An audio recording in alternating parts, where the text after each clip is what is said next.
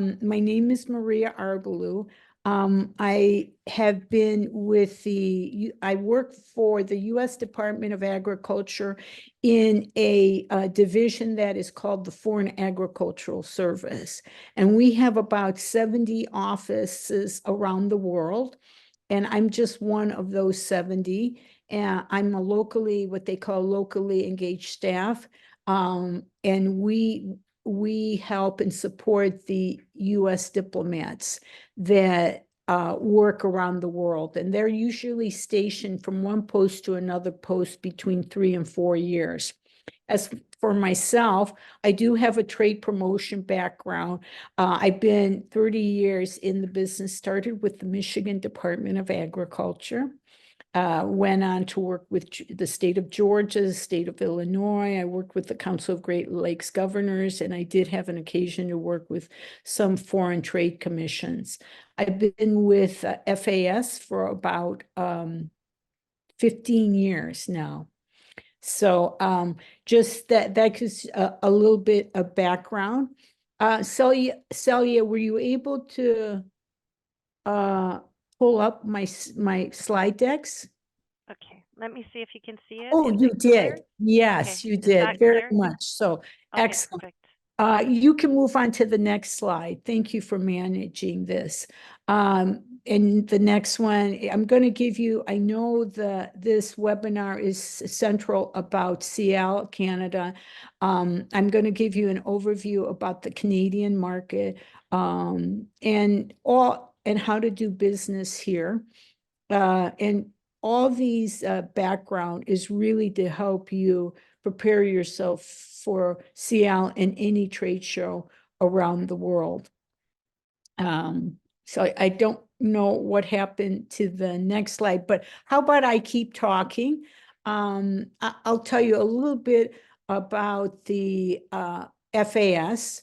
We basically, each office has 3 main goals around the world. One is to monitor what any ag policy is occurring in our specific countries that could impact our U.S. agricultural constituency. The next thing is we have commodity specialists that closely look at what's happening. There you go. You can leave it right there. Thank you, Celia.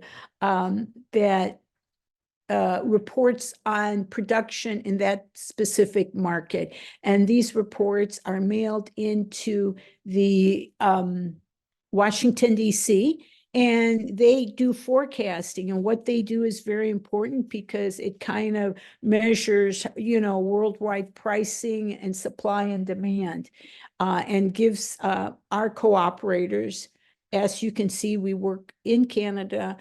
We have about 40 to 45 cooperators that have active marketing programs here in Canada. But globally, I believe there's about close to 75 USDA cooperators, which primarily means they get funding from our US government, their allocated funding, and then we depend on our groups such as USADA, because the program is far too large for us to manage it, promote it, do all the bookkeeping, which I know is a lot, because to access some funding for particular companies, there are some stipulations that you have to abide with. Okay, next slide. Please, sorry. This is, I just want to stay right there, and I just want to highlight something.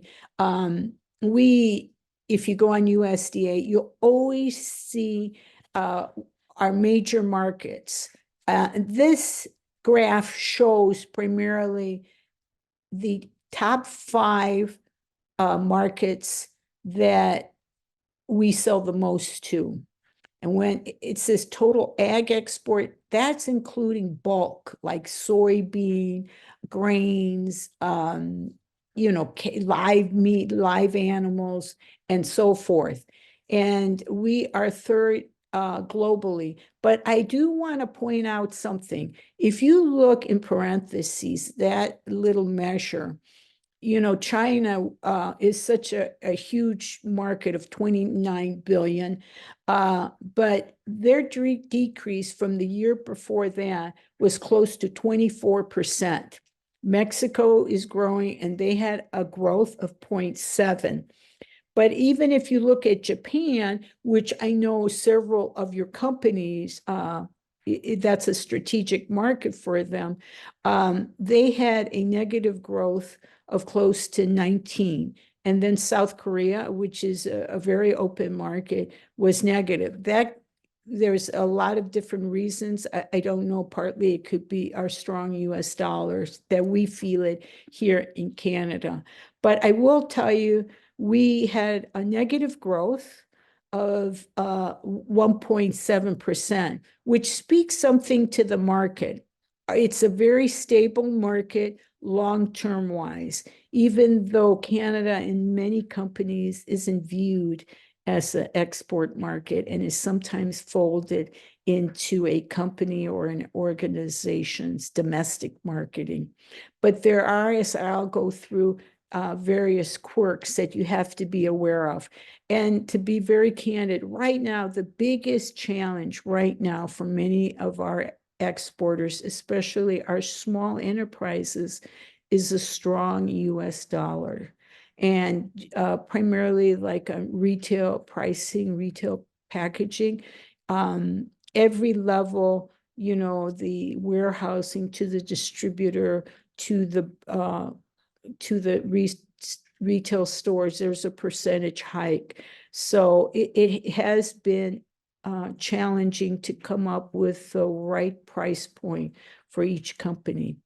So Celia, we can go on to the next slide.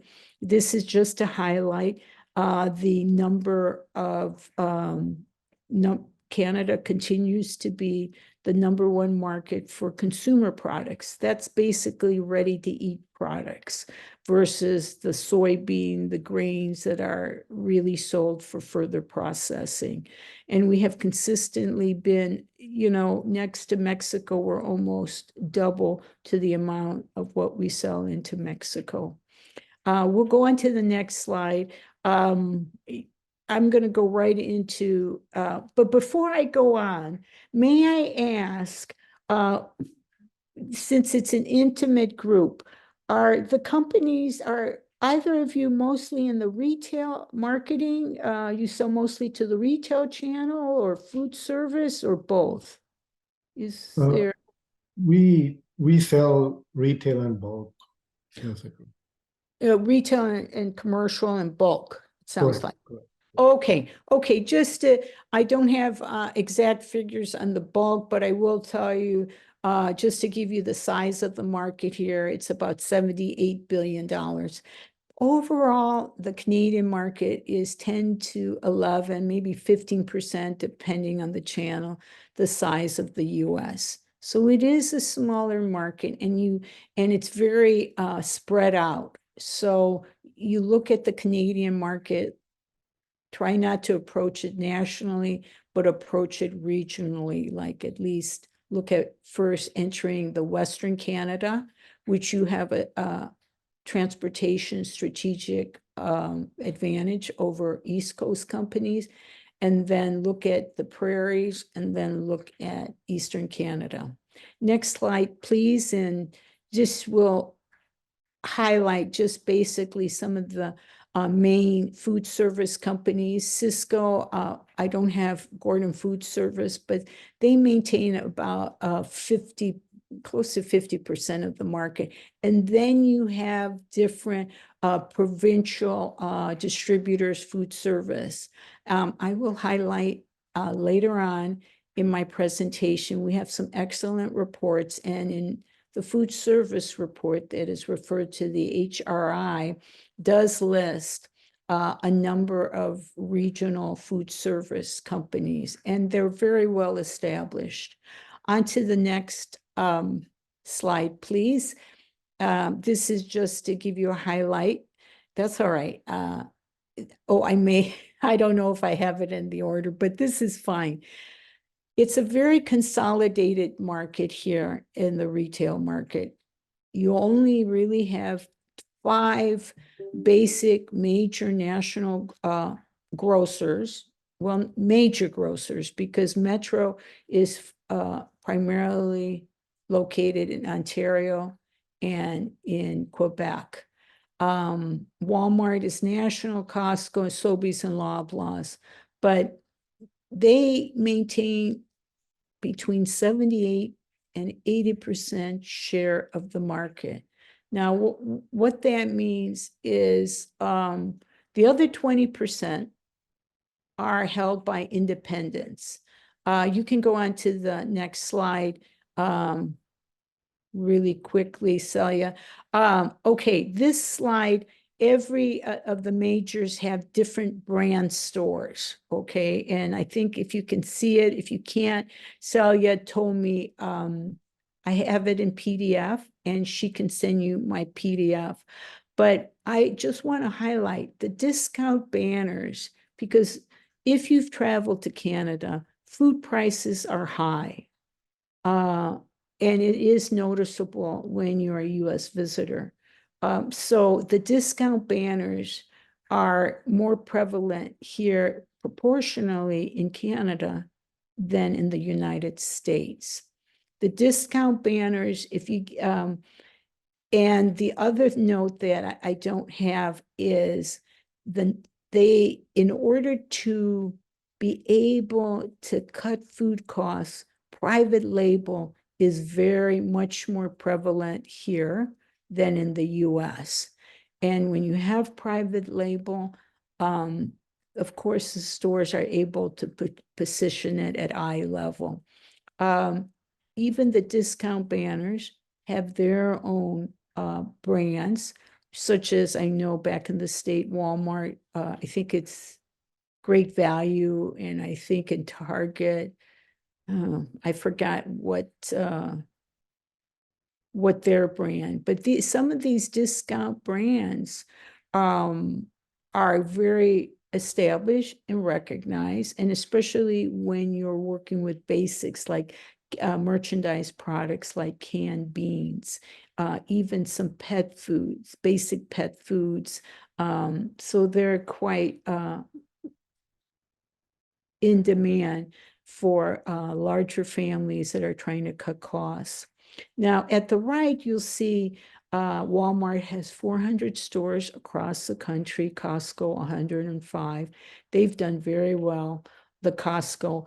But the challenge is for a retailer dealing with Costco is that they like those big packages, big, they're tri-packs.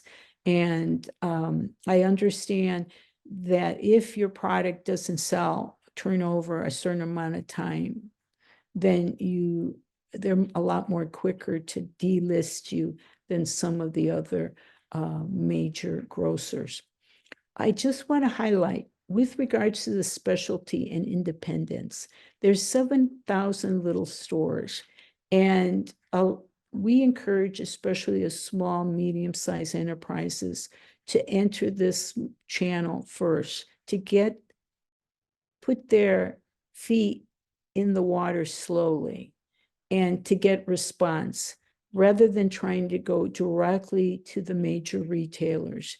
Because as you can see, we only have 5. In the US, there's about 30 major retailers. So if things don't go right and you're not successful, it's going to be hard to go back to that retailer, and then you're down to 4. So we encourage our SMEs in particular to really focus on the specialty channel. Okay, now I'm going to kind of go through a little faster. Next slide. Okay, Canada, we're the #1 market for ready-to-eat foods for a number of reasons. I'm going to move on to the next slide, Celia, because I'm kind of timing myself, just to highlight some of the differences. Of course, we have mandatory bilingual labeling, especially the closer you get to Quebec, it is it is required. Quite candidly, in sometimes the smaller specialty shops, you might find products that aren't completely incompliant. But we really, from that, you can only see it temporarily. And what a lot of companies do is they will over sticker the label, which means is that they'll work with developing that over sticker and the basic requirements, rather than a company having to change the full label, it will be just over stickered. With this in mind, Chloe, can I ask you, if a company chooses to over sticker, is that are those costs covered 50% for over stickering? Options if they have to completely redo their entire label on their product to meet a foreign market labeling regulations, yes. Or if they want to sticker, Yeah. that's also an option as well. Oh, okay. Thank you so much, because I was never sure about that. Okay, I'll quickly highlight that going down the line, there already is, a relatively sophisticated selection of products. Oh, and before I forget, if you're looking at the Quebec market, over stickering does not work, especially these. You have to have your complete labeling in bilingual and nutrition. In fact, everything has to be compliant if you're considering going into the Quebec market. Canadians are extremely price and value conscious. So as I said earlier, price point is a concern. I would like to highlight that the brokerage network is much more embedded here than in the US. And it's much more respected. And even the buyers at the majors, they like working with brokers because they do not have time to be mentoring a company. So they look for a broker to come into their office, periodically and show them a portfolio of new and innovative products or very price competitive merchandise items. There are higher landing costs, especially when you're building up to volumes. Those smaller shipments, it's a high cost because when you'll have to pay custom clearance, sometimes more until you reach the peak. Clearing a pallet is almost the same cost as clearing, let's say, 2 cartons that you're sending to 1 or 2 stores. I mentioned private label. We can go on to the next slide. Okay, this basically, you're going to sell your product either directly. It has to go through customs. You'll sell it to an importer, a distributor, a wholesaler. All these players, importer, distributor, wholesale, they have warehousing. A food broker does not. Occasionally, there may be a prospective food broker that also works as a distributor. Next slide, please. I just want to highlight very quickly 2 things before I forget I didn't mention. If you have a food service item, the labeling requirements are a little bit less than a retail product. However, the carton still has to be in both English and French, the big case, and the nutrition facts label do not have to be on the institutional side, but you have to insert it into the container. So I want to mention that. Every product that comes through Canada, and if you're shipping directly, if you are, and somebody says, ship it to me to Vancouver, there needs to be an importer of record. So either a US company can be an importer of record, and there are certain steps and I won't go into them, then they would register to get a business number, and then they register as a non-resident importer. I just want to highlight that. If you need further information, you can contact me. Next slide. Oh, okay, tips. I want to highlight this because I get asked this. Let's say you're shipping 1 or 2 boxes. I would recommend, I just want to highlight this, is that use a courier. Do not ship through US mail. Just use a courier. On that labeling, identify if it's UPS, write it down. UPS is your customs broker. And then lastly, make sure that all duty, there's a little box that says ship or who's responsible, duties, clearance, other charge. Check that off, that you as the sender, you as the shipper are taking charge of all those costs. So if you're shipping something, you've got to roll that into your pricing. And the reason I say that, otherwise, if you don't do that, a shipment can be stuck in customs. And then the only way your customer will be the one to pull it out, and they get stuck with charges that they didn't anticipate. And then you have an unsatisfied account. Next slide, please. I'm going a little fast, Celia, because I want to be on time. I'm just going to go over this quickly. So you understand, a distributor has a warehouse.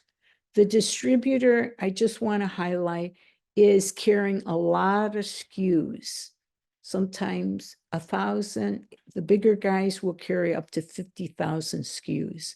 So they're looking for product that they don't have to pitch a lot, that they put you on the monthly flyer, you're the month special. They're looking for products that are going to turn over. They do have salespeople, but the salespeople are definitely working with their accounts, retail accounts, smaller retail, to make sure that the orders are placed, but they're not really pitch people, I would say. They're not pitching brands. And they do work on margins that can vary from 20 to 30% wholesale pricing. Next slide, please. I just want to highlight the role of a broker. As I said earlier, the network is much more established here in Canada. And it has been historically for the last 50 years. The buyers look to them. They mentor US company. They can help you with figuring out pricing. They can give you a realistic dateline of how long it'll take to get established sales. There are a lot of brokers that are small shops that have done very well. Some brokers are satisfied with working 3 or 4 brand lines nationally, and they do very well. Some may ask for exclusive agreements. You never want to get 2 or 3 brokers in, let's say, British Columbia, all in one territory, all in the retail channel. You might get 2 brokers, one for food service and one for the retail market. They do work on broker fees of between 5 and 10%. Can we go on to the next slide? I'm going to go through this very quickly. Next slide, please. As I mentioned, your product has to be compliant. The Canadian Food Inspection Agency has an excellent website that highlights that there's a tool there that'll show you step by step what is required. But the main thing you have to remember, the name of the product, as you see, oatmeal, Avion, which is Avion in, excuse me, sorry, I don't know why. Uh, did I lose the screen? We'll see you. Did I lose the screen? Where Yeah, we was can it? still see you, It's still on the Mary. Canadian food labeling. Okay, for some reason, I lost the screen to that. So I don't know, but I just want to tell you, the label, the brand, the product, if it's oatmeal, it has to be in English and French. The nutrition panel is different than that of the US. So that has to be. There's certain ingredients that are not allowed here in Canada. At the end of the day, I urge you to please go to a labeling specialist. And Chloe can speak to that because the MAP program does cover 50% of those costs. For some reason, I'm a little lost. I don't see my own slides where I am, but if you bear with me. Next slide, please. You know, just to keep on track, I found it here. Celia, can we go to the slide? I think it's 23. What's coming down on the labeling that's going to be new in 2026, they're going to have front of labeling, which means if you're a product that is high in sodium, high in sugars, high in saturated fat, it has to be highlighted onto the front of the packaging. I believe Mexico and various countries in South America have already gone this way. So Canada is going to follow suit, and I don't know when that's going to happen in the US. Next slide, please. We should be on the slide, unique selling position. This is true for any trade show. It is a competitive market, as I said earlier, on the selection of products, price point. We're dealing with a strong US dollar. But basically, what they're looking for in this market are two things. Either you have a merchandise product that doesn't have a real product differentiation, but you have a price differentiation, then I feel you have opportunity. If you are, let's say, a barbecue sauce, then there's a lot of barbecue. You're going to have to figure out what's so unique about yours. Is it is it organic? Is it sustainable? Is it non-GMO? I think all BBQ sauces are gluten-free, but it's really important to be clear on that and to be able to sell your brand. Next slide, please, just to highlight the trends and the drivers. Basically, I want to say the demographics here, we're split. There's two obvious groups of consumers here. First and foremost, just to give you, Canada needs to grow, and they depend on new Canadians coming into the country. So we have several new Canadians from the Middle East, from South America, from Asia, Eastern Europe. Just to highlight, Toronto proportionally has the highest number of Ukrainians outside of the Ukraine here in North America. But some of the new Canadians they come with larger families, more children. And so they're looking, and they're still trying to establish themselves into the Canadian, economy and costs. And so they're very price sensitive. So they're looking for those merchandise products that meet their price points. Then you have this new millennial, the Gen Zs, they have a higher disposable income in the sense that they don't have children. Today, there's more single households than there are double. They're delaying some of them live at home and because the high cost of real estate, but they like to take their holiday and they like to go to restaurant and they like to buy high-end products. And if you've fallen into that market, then you have somewhat a differentiation. I am not, the next slide, please, is on the USDA Market Access Program. I'm not going to spend time on that because Chloe is going to cover that. The next slide is about key reports, gain reports. I just want to tell you, we have several of them, really 5, 6, and I just came out with a report about doing business here in Canada. And it's almost comparing the US to the Canadian market, and it really drills down to pricing. It's all free. You can go online. If you Google Gain USDA retail, Gain USDA HRI, Canada, and for that matter, if you drill down Gain USDA France retail report, it should come up. I'm not going to spend time on this. The next slide about tips for success. Basically, follow up. I'm sure Chloe can attest to this. It's important that companies follow up. Even if you are in discussions or you participate in something and you find out you're not ready, keep in touch with that. Let them know you're not ready. Several of those buyers go down to the US. You can once a year say, I'll be at the Natural Products Show. I'm at booth 51 or 500. Next slide is basically on the SIAL show. It's coming up on May the 15th through the 17th.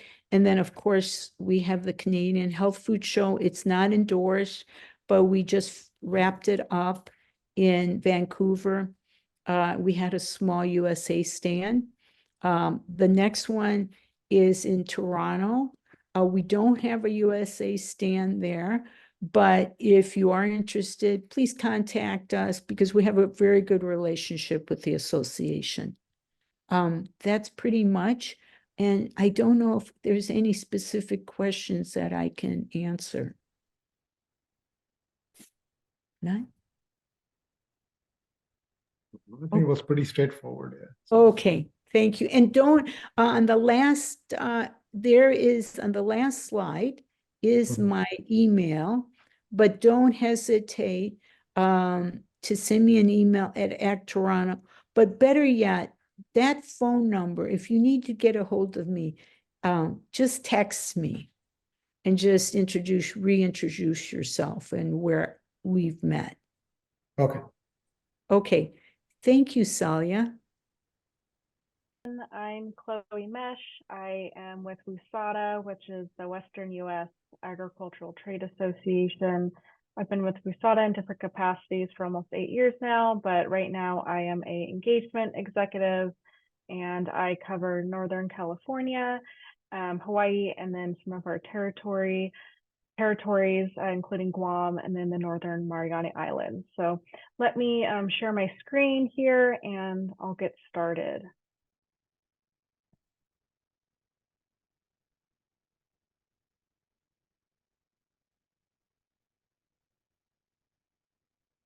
Okay. Are you able to see my screen okay? I'm gonna make sure it's Yes, we can. Yes. Okay, perfect. Thank you so much. All right. So I'm going to be doing a program overview of just who WUSADA is and the programs that we offer. And so getting to know WUSADA, so we are an independent nonprofit trade association that works with our 15 member state and territory departments of agriculture and the USDA to help agribusinesses export their goods overseas.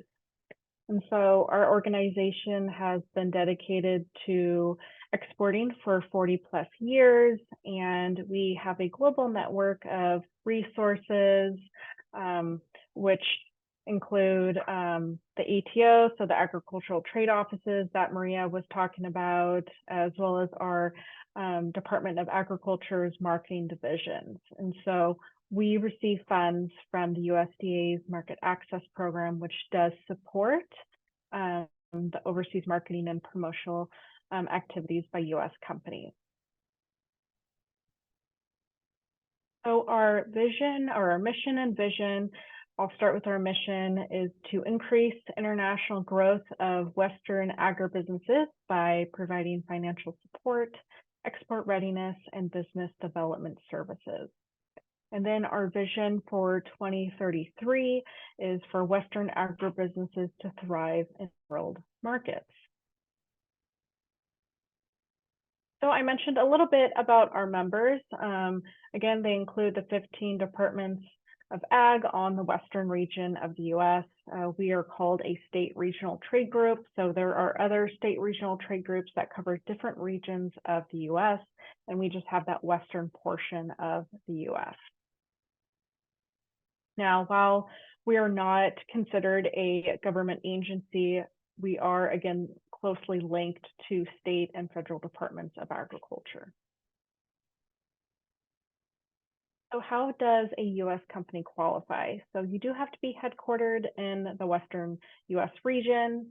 You do have to be a small to medium-sized agribusiness, and your products need to be at least 50% US grown ingredients.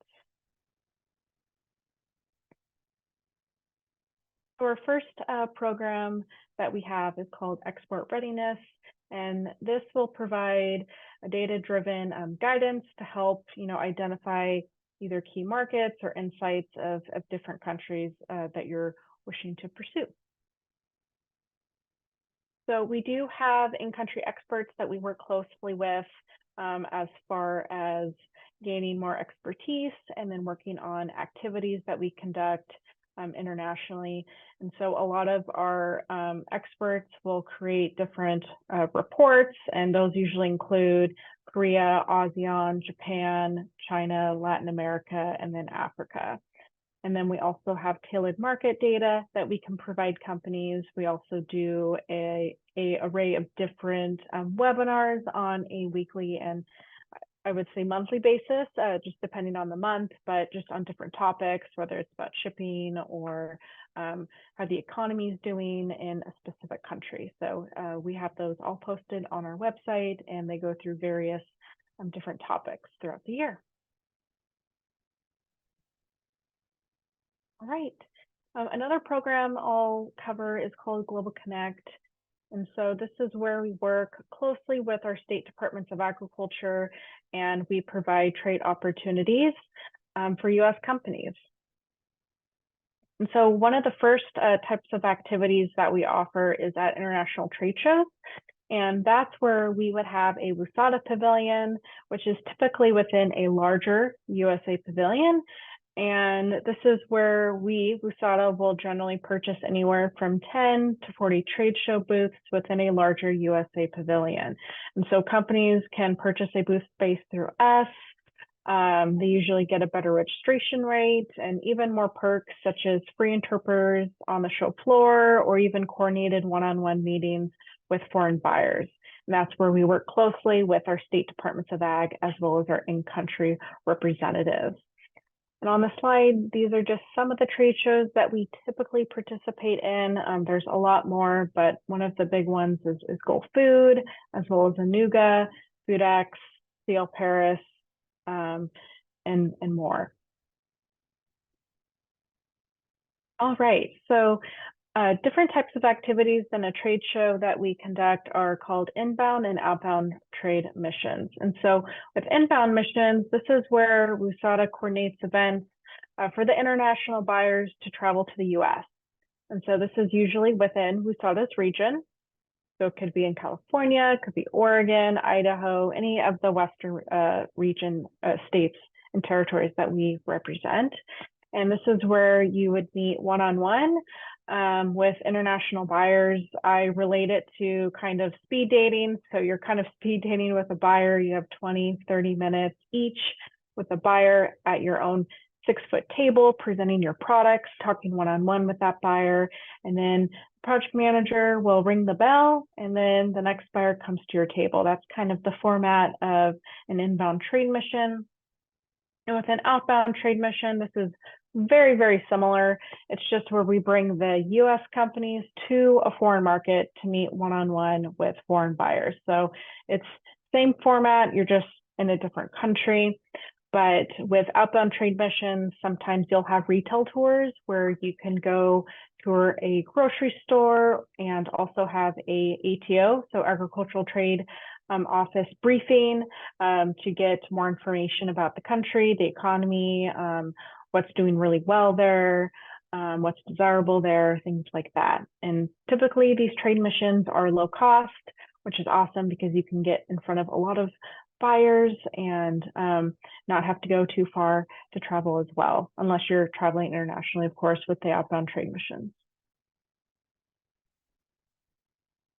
Another component to the Global Connect program are called trade leads. So these are for companies that register for an account, but trade leads are basically time-sensitive requests that we receive from buyers who are looking for specific products in the US.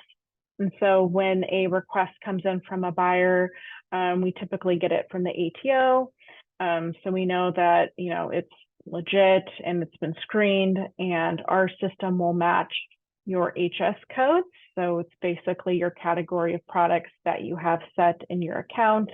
And we try to match that as best as possible. And it's just a free service we offer to companies, and it's really up to the US company to connect with that trade lead. We give you all the information, the buyer's contact information, so it's solely up to the company to make that connection. So just another way that you can potentially meet a buyer.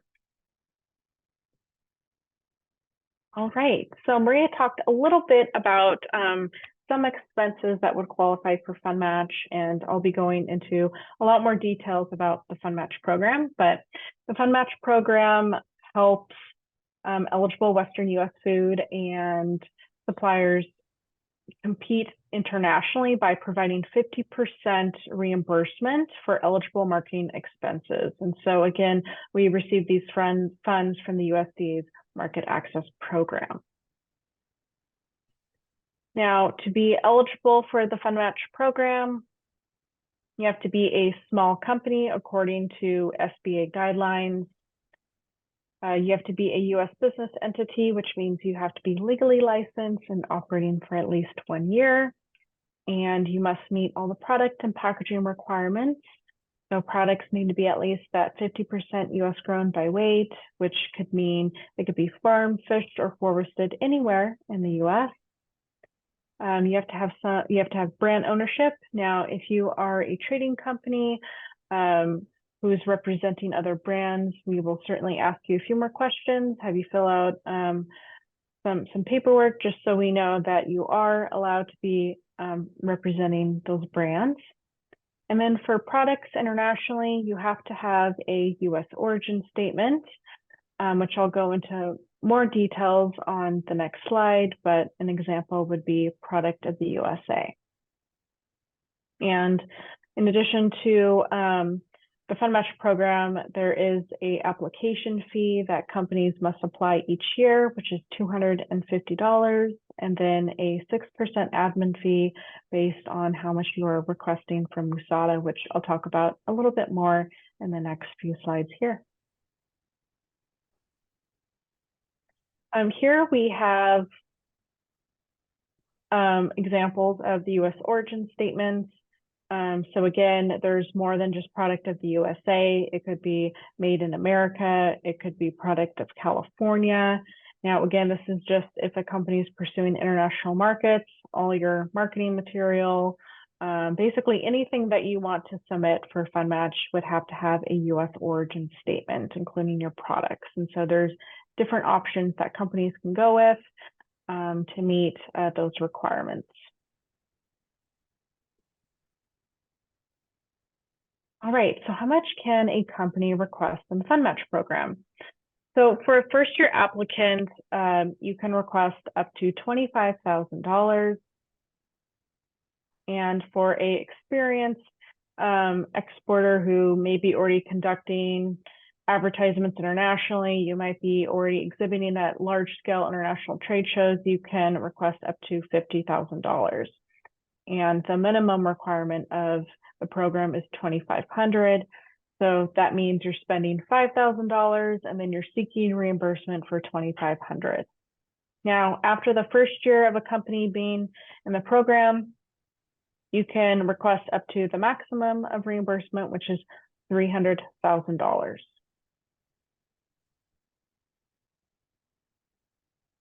Now, here are some types of expenses that are eligible through the Fund Match program, and I'll talk about a few more in a greater detail in the next few slides here. But example one is advertising. So this can mean all sorts of different stuff, right? It could mean billboard ads, magazine ads, taxi ads, things like that. Even freight and shipping. So if you have to send samples to potential international customers, you can get 50% back on the freight of sending those samples. We do have a lot of companies that will conduct in-store demos internationally. For example, Costco Canada, we have a lot of companies that do that. You can get 50% back on those types of expenses. And then international trade shows, which I'll go into greater detail.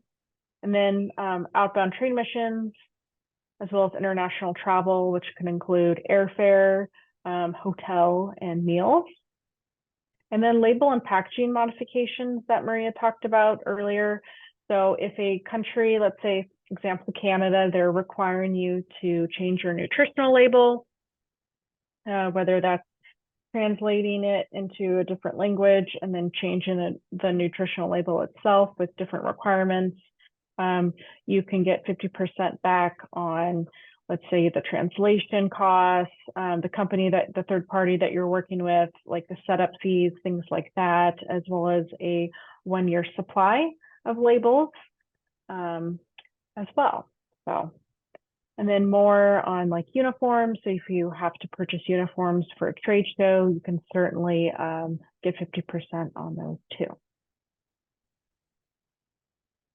So for international trade shows, that you could get your booth fee, you can get international travel that I talked about.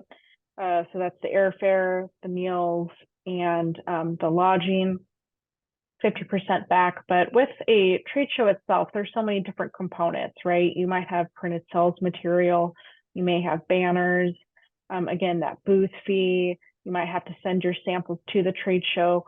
And those are just some components or expenses, I should say, that can get 50% reimbursed. And with international trade shows, that can be quite expensive. So getting that 50% back can really make a difference and extend your marketing plan so you can attend maybe other trade shows that you weren't able to do so.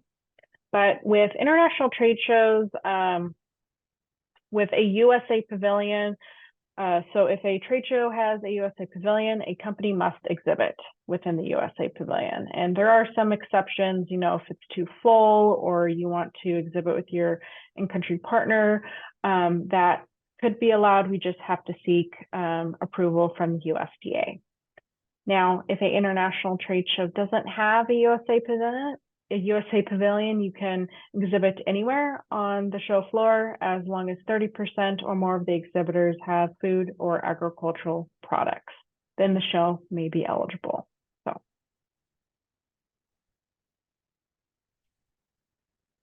and then kind of like what I talked about earlier, there's a long list of things that companies can get reimbursed for as far as international trade shows go. Again, the booth fee, uniforms, maybe you're going to have a chef there or an interpreter or even a host that you're hiring to be at the show. We could potentially reimburse 50% of that. And then, you know, if you have demonstration supplies, so you need to purchase food to enhance your current product, or maybe get some spoons, napkins, things like that. Then we talked a little bit about the travel as well as printed sales material, and then you can even do giveaways. So if you want to give away little trinkets, things like that, that can all get 50% reimbursed too. And here we have this isn't a full list, of international trade shows. I mean, there's thousands of trade shows around the world, but these are some that do have USA pavilions. And the ones that are bolded, we do have a WSADA pavilion at, but these are just some of the popular ones that a lot of companies will exhibit at. And, you know, we have the SIAL Canada, we have, you know, there's Fine Food Australia. So there's an array of different types of trade shows all around the world that have USA pavilions. And then again, there's trade shows that don't, which companies could still potentially exhibit at. Now, with the Fund Match program, there is a application process. Companies must apply each program year and request funds. And so the process is fairly simple. What you'll typically do is you'll get a Fund Match consultation, whether that's with our engagement team or our Fund Match liaison. We'll go over your marketing plans, what you plan to do, what's going to be a good request. And answer any questions, of course, that you have, and then guide you through the application process. And so you'll submit your application, you'll pay that $250 application fee, and then the application will be reviewed by the Fund Match manager. And so if they have any questions, they'll certainly let you know. But if everything is good to go, then what the Fund Match manager will do is they'll issue two things. They'll issue the contract, and then a 6% admin fee invoice based on how much you are requesting. Once those two items are completed, then you can start conducting those activities. So the application has to be approved before you can exhibit at a trade show or conduct an in-store demo. We can't retroactively go back and approve an application, anything. So your application must be approved, and then you can start conducting those activities. And so as you conduct those activities, let's say you exhibit at a trade show, then you have 60 days after that trade show has ended to submit your claim with all the documentation, and we'll help you with that. We'll guide you through that process on what's required. And then once you submit that claim, we'll review it and make sure we have all the documentation we need that meet the requirements. And of course, if we don't have everything, we'll make sure to request it. And then let's say the claim is good to go, then from there, we'll disperse funds to your company directly. And then just a few tips for success. Like I mentioned, you know, we'll have a consultation with the company prior or even during the application process so that you are set up for success. We also have a Fund Match guide that goes into great detail about everything. It goes through the application process, what's eligible, what's not eligible, as well as how to submit a claim. So it's about, I would say, 70 pages, but it goes through everything you need to know about the program. And then we even have additional resources on our website. We have example claims that companies can look at. We also do monthly tutorials. Our Fund Match liaison, she does tutorials every month on different topics in the Fund Match program, whether it's about in-store demos or international travel. We choose different topics each month to go through. And then we also recently have added some checklists for companies. So that you have it, you know, we'll send it to you prior to going to a trade show so you know what to look for, make sure you take your pictures, things like that. So we have a wide variety of educational tools for companies.